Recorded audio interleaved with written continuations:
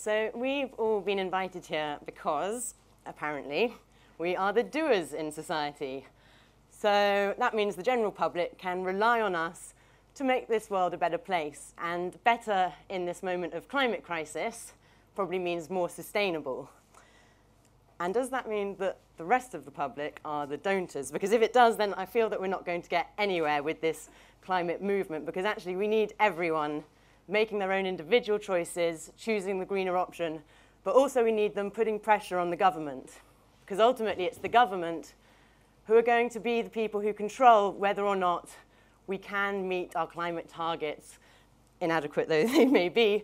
They're the people who are going to control how much carbon we're pumping into the atmosphere.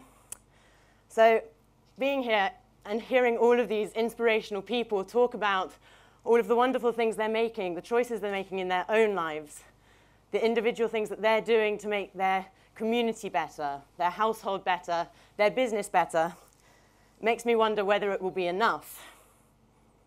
Makes me wonder whether it will be enough, whether we all change the way we live. If the 70 or so of us here change the way we live and have less waste, maybe don't fly, maybe get rid of our car and use public transport, will that be enough if we as a country are expanding 24 airports? If we as a country are planning to build 7 new coal-fired power stations? So that's the sort of question that I ask myself and I wonder, and in fact I think about all the time, and I get scared about and worried about and feel that maybe I can't do anything to change about this, you know. So it's that sort of paralysis that I encounter every day in my own life, and that's a fear. But before I sort of get on to all of that, I'd like to tell you about when I had this realization. And this realization actually didn't happen all that long ago. The green movement has been around for 30 years. It's had some success. I don't think society's really changed yet. But I only realized this about a year ago when I finished university. And in my last year at university, I shared with 2 people from the direct action group Plain Stupid. And they, while I was trying to do all of my revision, left climate propaganda, or climate science, which it more realistically is, around the house.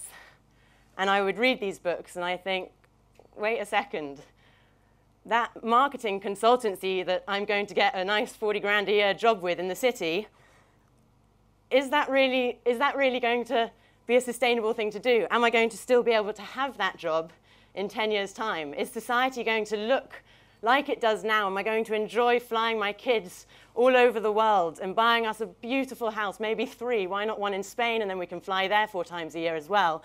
Is that going to be the way that I can live my life realistically? And I think all of the climate science and scientific consensus says no. That's not at all the way that we're going to be able to live our lives in 5, maybe 10 years. And so I became involved in this direct action group, Plain Stupid. But I'd just like to make it really clear that that wasn't the only thing that I was doing.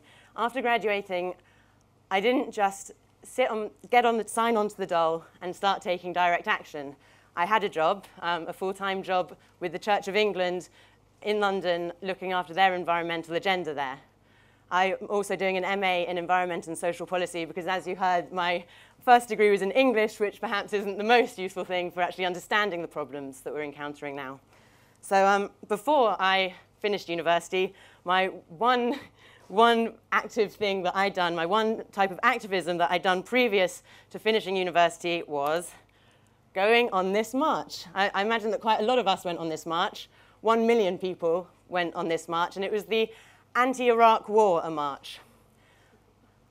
And I think that this march is actually a very interesting thing for our generation, for my generation, because we all went on this march. 1 million people marched, and the government went ahead with their war in Iraq.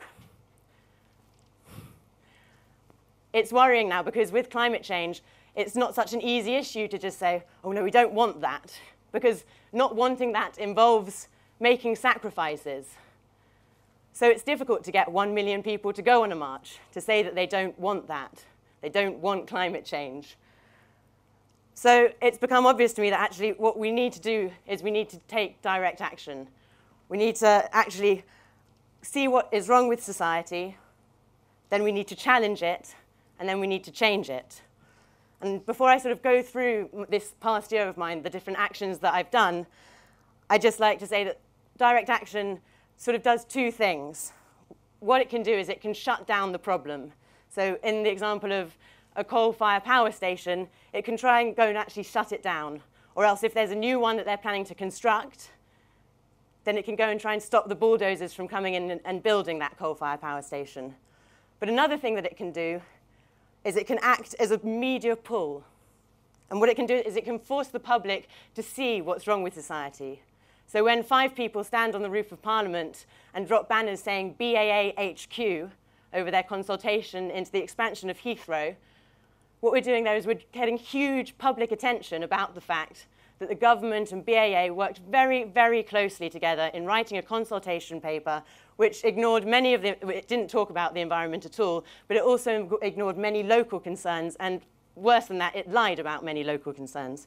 And I'm going to try and rush through this slideshow because that was the idea so that I could then talk about the philosophy of direct action.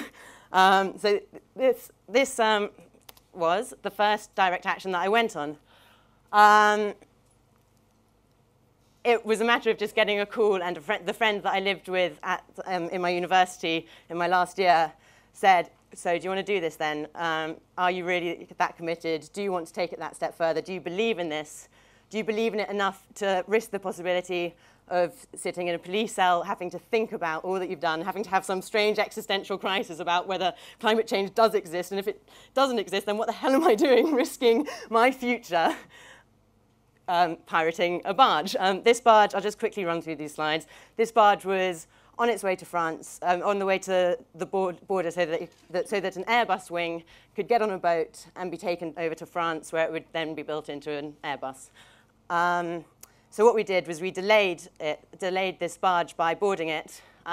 We set up a camp. This was just before the climate camp of last year, the one that was at Heathrow. And we delayed it for about 2 or 3 hours, and that meant that it missed the boat that was taking it over to France, and therefore we cost the industry a lot of money and got a lot of publicity for the climate camp that was just about to happen. So then I went to climate camp. Climate camp's a wonderful thing. Climate camp is one of those things that not only points out what is wrong, not only does it go to a site where it's really where we need to realize, you know, that this is a climate criminal, this is something that's pumping loads of emissions into the atmosphere at a completely unsustainable rate, but it also offers the solution. And I think that's a really important thing about direct action, is that it shouldn't just point out what's wrong and whinge about it, but it should also offer the solution. I think there's going to be a lot of ideological debate or questions after about what this solution is. Climate Camp believes it is decentralizing, living in small communities, looking after one another, having a proper environmental and green movement, and that's what they do outside Heathrow. It's incredibly inspirational, and I urge you all to go. From Climate Camp, we went off, Plain Stupid went off, and we shut down a private jet airport. Obviously, private jets at a time of climate crisis are a pretty ridiculous thing for the rich to be doing. It sort of laughs in the face of all of our efforts to cut our carbon footprint. Then I got back to London and started my job and my MA and helped to coordinate the start of London Plain Stupid. And I'm really keen for involving lots of people into this movement. I think that it seemed quite exclusive and difficult to penetrate. So I helped organize this fun event that was happening. Basically what was happening was BA was sponsoring an ice rink at the Natural History Museum. So we were just wanting to make this point that this was complete greenwash, that BA shouldn't be sponsoring the Natural History Museum, and the Natural History Museum shouldn't be accepting their sponsorship. The next action I took was to enter the select committee meeting where they were discussing the future of BAA and more specifically the future of Heathrow. This is probably where my relationship with the fact that actually we need to really focus on the government rather than focusing on the consumer or the big corporations. It's really the government that we need to have them leading us and taking real leadership. And this is where my relationship with that idea started. We went along to this select committee. This is about the consultation paper that makes no reference to the environment when talking about the expansion of the world's biggest airport.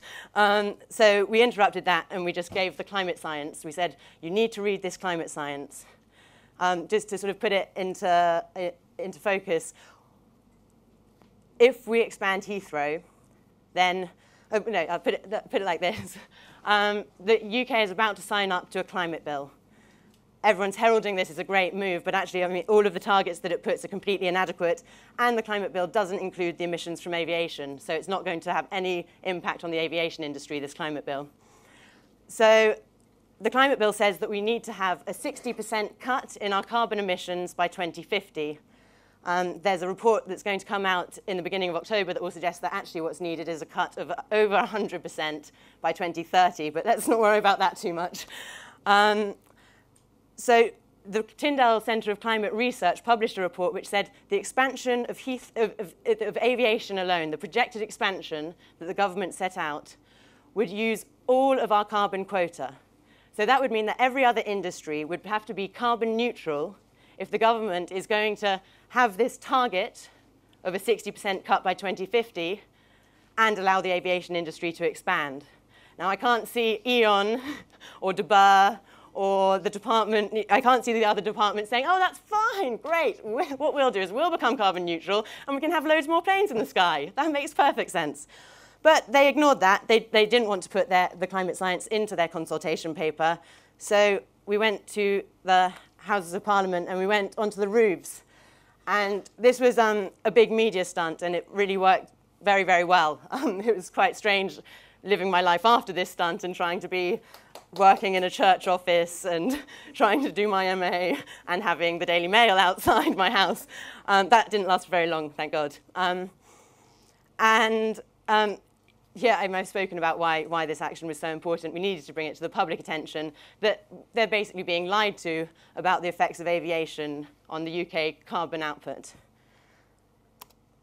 So this is just something else that I did in this year that's to do with activism, because I'm just doing a sort of my activist life in the last year. This was something that I worked for Greenpeace, which was very naughty of me because I took a part-time job when I had a full-time job with the church. But it was using my profile, my high sort of profile as an aviation campaigner, it was really useful to just go out and coordinate this event. And this was when over 5,000 people actually marched round the perimeter fence of Heathrow to the village of Sipson, which is the village that will be demolished if the third runway is given the go-ahead. I'd just like to say that this village contains a church that was built in 1085. That's a particular pulling point for me. And what we did was we formed the shape of a massive no. And what I think is really important is to get more people thinking creatively about how they can do protests. The protest march didn't work. 1 million people marched and it didn't work.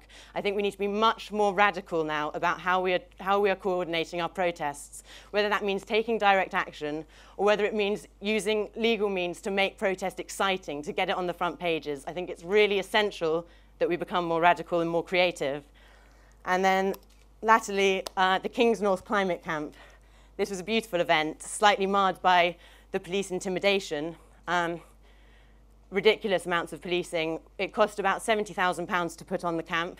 That was £70,000 of all of the organisers' money, time and effort, all of it absolutely voluntary. It cost, the police say, £15 million to police it. Obviously, that undermines what we're doing by putting on the camp in a certain way, but actually it's so essential to have this movement and to make it a movement that all can come to.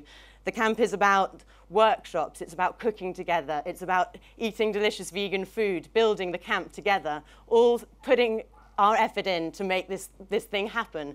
And if there is a green movement, and if it's going to have any effect, then that's going to have to be how it is.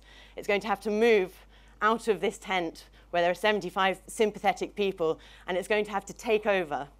And I think the climate camp is about showing how pleasing that can be and how exciting a prospect that is. Here we are, all of us putting up the marquees together. That's the ethos of the camp. If you come, you can not do anything, that's fine, but nothing will happen unless you do something. You know, we're talking about doing, this is the 2 lectures. This camp is great, but in a way, all of our food's laid on. The camp's sorted for us. This climate camp is very different from that. Everyone does. And if you don't do, then you enjoy and you see that everyone is doing all of these things around you, and that inspires you to do. Here's one of the workshops. We heard about consensus decision-making, and all of the workshops are run on this basis so that everyone is involved in all of the decisions that we make at the camp. Here is the police intimidation. Nice one with a mask on. I thought it was just the activists that wore masks. Anyway, and what I'm looking at is about 8 lines of riot cops behind this line. Huge amounts of policing. We tried to keep them off the camp by peacefully sitting in front of them and singing. It was very effective, actually. Here is the march that happened at the end of the camp. This was the peaceful action. The camp is all about living sustainably and working as a community, but at the end of it, we also take action against the particular climate criminal that we've chosen that year. So this year we chose we chose Kings North Coal-fired power station. The first year was Drax. And this is the peaceful march. And there should be no reason why you should get arrested or why you're doing anything illegal. All you're doing is going on an organized, peaceful demonstration. But obviously, direct action does also happen because we do want to actually have an effect. We want to shut it down. We want to scare the industry. And we want to make them realize how serious we are. We heard earlier this week about Joe, who... I don't know how to use the word tragedy. I've never used it right when I was doing my degree in English, but it seems a real tragedy that she died last week, but like, not even last week, some days ago by getting hit by an HDV while she was on her bike. And it just seems like such a waste that an amazing activist who was just getting really involved in the movement and really radicalized, as I really believe we all must get, should die in such a pointless, So that was my slideshow. I might get it off that picture. Yeah, right. What makes direct action legitimate? Does society need change? What will force it? I think direct action is the last resort of a democracy. When the democratic processes break down, when the government stops doing the things that we need it to do to secure not just a pleasant life for us, but a pleasant conscience that we can have when we, so that we don't have to turn off the news every 5 seconds because we've seen natural disasters or unnatural disasters happening around the world. I think the government needs to act as a steward of our conscience and, of course, of our future and our children's future. At the moment, the governments of the world are not doing that. Next year, they're planning to meet, they're planning to meet in Copenhagen. It's going to be the UN Climate Summit, which is the follow-up from the Kyoto agreements. Those agreements have shown very little effect. I think that it's essential that across the globe, there are movements that are showing the governments of the world that when they go to those summits, they have got to take this seriously. They've got to make targets that they will actually keep, rather than just signing up to things which will be meaningless. And I think it's really important that we show them that if they do sign up to these targets, or if these targets are inadequate, if they don't look like they're going to keep them, then I think it's really important to show them that we will challenge them on that, and we will change that, and we will use our liberty and the position that we have in the Western world and the power that we have to actually force the change that we need. I think that might be it. If there are, yeah, I think that might be it. Thank you.